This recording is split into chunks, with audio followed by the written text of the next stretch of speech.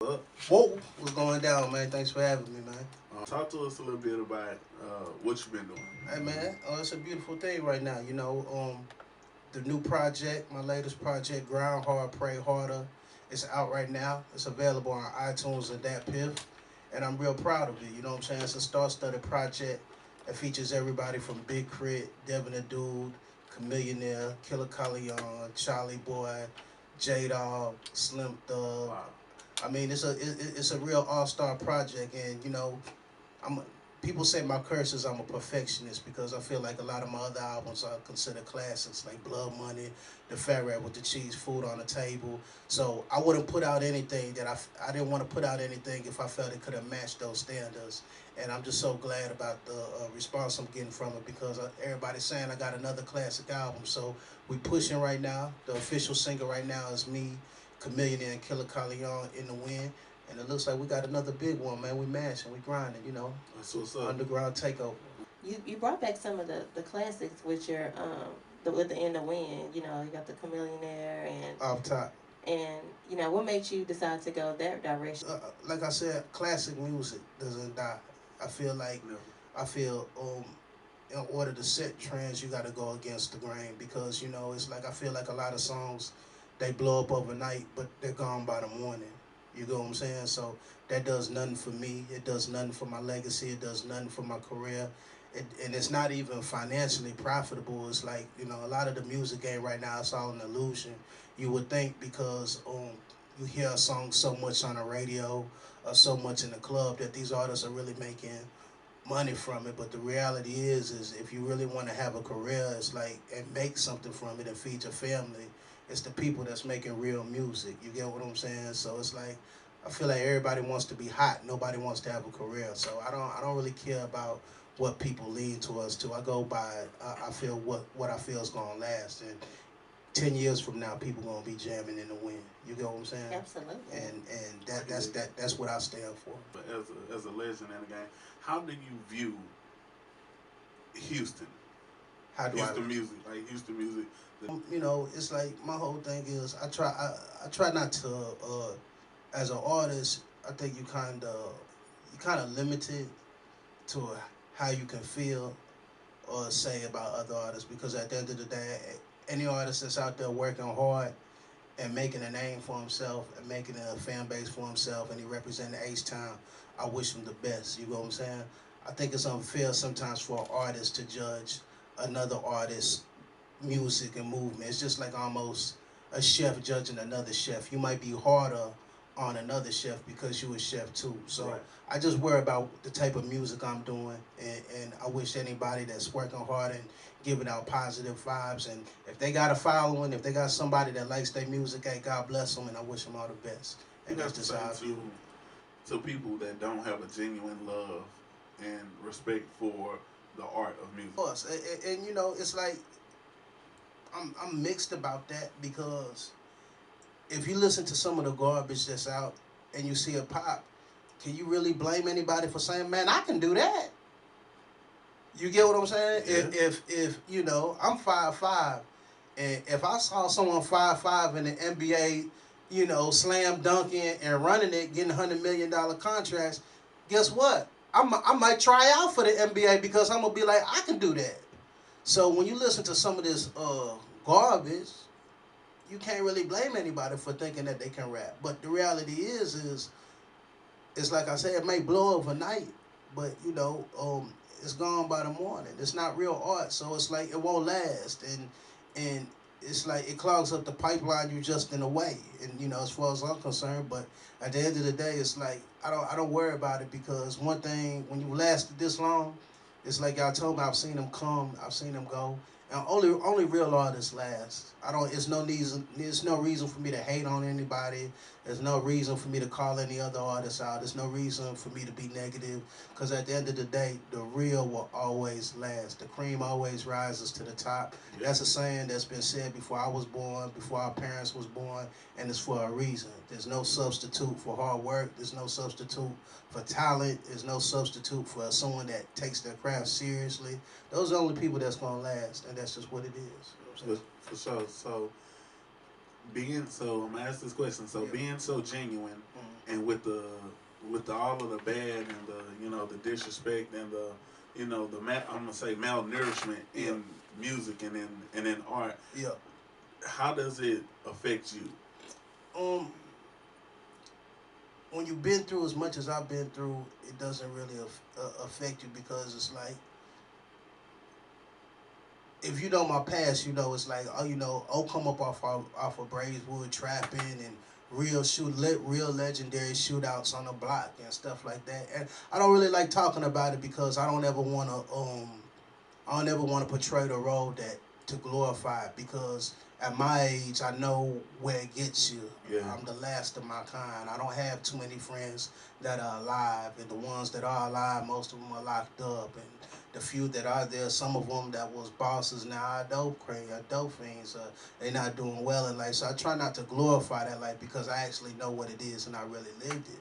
But the reality is, it's like a lot of stuff these boys rap about, I really lived it. So it's like when you shoot slugs at me on Twitter, it's easy for me not to take it serious because I've had people shoot bullets at me in real life. And this is a small price to pay for legal success. You know what I'm saying? Yeah. It's like I know how hard it is in the streets. People, you people can rap like it's all good in the streets. It's not easy in the streets. No. You know what I'm saying? So if I got to deal with a little internet hate, people talking down, look, it's a small price to pay for peace at night, to be able to sleep, to know laws can't kick out down your. I'm a two-time felon. You know what I'm saying?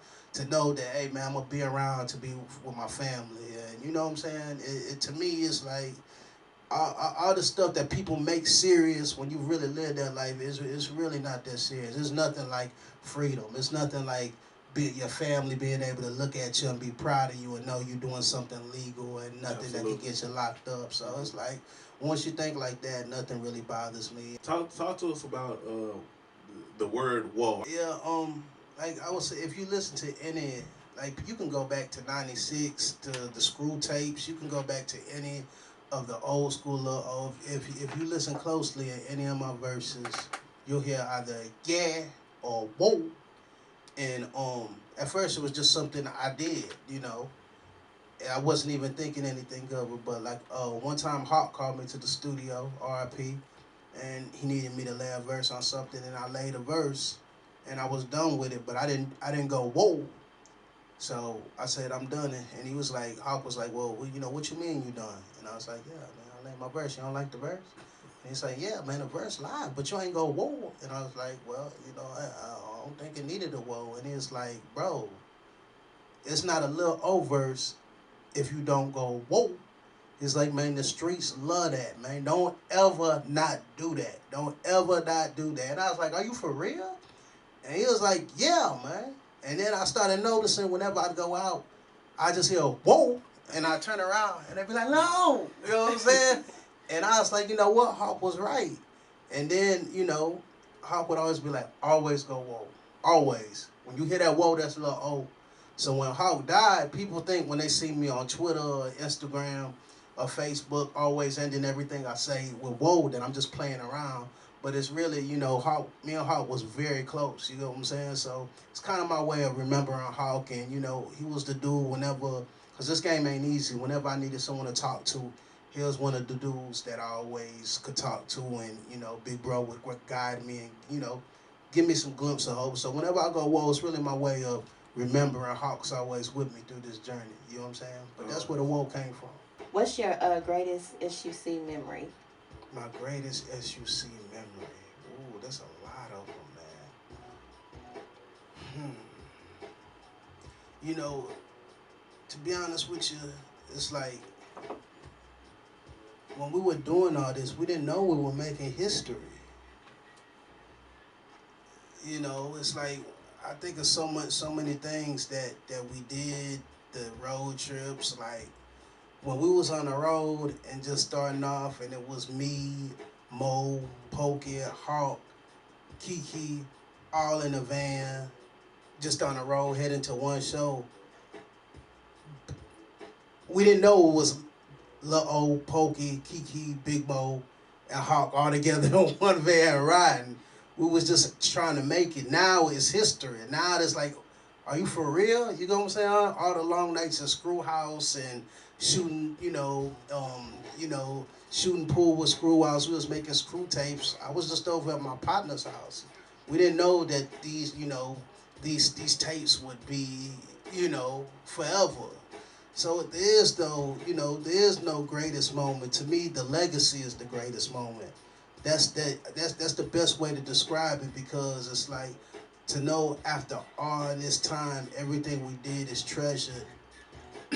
That's the greatest thing from it. That's my biggest SUC moment to know that what we started has lasted the test of time, and so many of these artists from other countries and other regions, when they come to H-Town, they take our culture and this is what they gravitate to. I'm not saying that in a negative way, but it lets me know that, hey, what we did is appreciated and is still appreciated. And to me, I'm all about legacy. I'm all about, lasting the test of time. So that's my greatest accomplishment from the whole SUC. So what's next for you?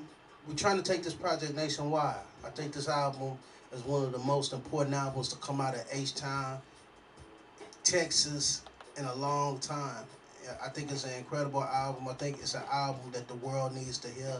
I think it's a great representation of our culture. I think it's a great representation of what I stand for and what good music needs right now. So what's next for me is I'm fighting to take this project nationwide. I would really like to see this project re-released on a greater scale, Again, the new single is In the Wind featuring Chameleon and Killer Calion. It's doing very well. I feel good about it. I feel that it's big things in store from it. You know what I'm saying? So I'm gonna claim that, and I'm gonna keep working. You heard the follow-up single is with Big Crit, Devin and Jack Freeman. What is you talking about? And the album is just dope, man. And people ask me why did I put it on that Piff too. It's like I feel like I have such a hardcore following that people are gonna buy it on iTunes, but also know that it's people that I need to prove to that from different, different regions. Yeah. Or sometimes, it's people that are always gonna be like, well, I wonder is he still jamming? Or then it's just let's just be real about it. It's people that's broke right now, and there's nothing wrong with that because I've been there. You know what I'm saying? Yeah. And I didn't want anybody to not have an excuse not to have this album because I feel it's such a dope project that even if you download it for free, when you do get your money right, you'll happily support it. Some of these dudes, you ever bought an album, you'd be like, man, I could have saved my $10 or I could have saved that $15. I feel like when anybody hears this album, they'll feel good about supporting it and supporting Lil O one way or the other. So that's why it's on iTunes right now. Hey man, if you're a Lil O supporter and you got it to support, I appreciate the support. Purchase it on iTunes. Hey, if you ain't got it right now, go to Dat Piff and download it for free. And I think my music speaks for itself, man. Someone else was also asking if they wanted to do a track with you. What's the best way to go about it? You can always hit up Barnum Management at 832-428-7286 or hit lilobooking@gmail.com. That's LILOBOOKING @gmail.com. And if you go to my Twitter, Facebook, or Instagram, you'll always see my booking and management info in my bio. If you don't know, my Twitter is at SUCLILO. That's SUCLILO. Same thing with my Instagram at SUCLILO. And same thing with my Facebook. So if you ever want to know how to catch up with O on social media, just remember SUCLILO. That's my Facebook, Twitter, and Instagram. And if you want to know the finest dining places everywhere, Yeah. you got to follow this man, the food porn king. Yeah, of course. The Fat Rat, man. Fat Rat with the cheese. Hey, I can show you some things, man. Real talk. I'm still shining, baby. Whoa.